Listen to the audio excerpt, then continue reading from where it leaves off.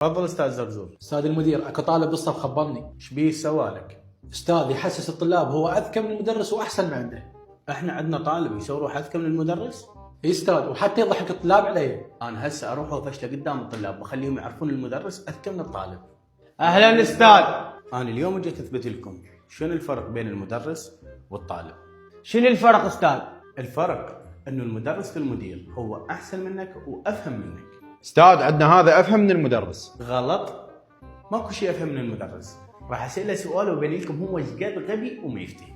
اي استاذ، اسئله فشله. استنى استاذ. مالك شغله يمي. 1000 زائد 1000 ونص في 3 ناقص 250 في 2. جاوب على السريع. 14500. بطل والله بطل. استاذ هذا اشطر واحد عندنا بالصف ما تقدر له. من هو مخترع الكهرباء؟ وش وقت مات وبايش الساعة؟ جاوب على السريع. اسمه توماس اديسون، مات 1931 18 اكتوبر الساعه 2 الظهر. استاذ انا اترخص، استسلم. استاذ اسالني بعد.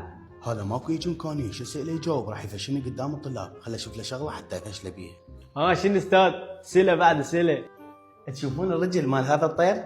اعرف الطير من رجليه، هاي الرجل اليا طير. استاذ شلون اعرف هي رجل؟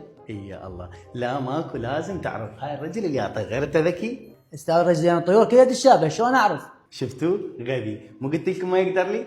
طيني اسمك خلي اسجل عليك غبي. انا غبي استاذ؟ انا ما عندي اسم.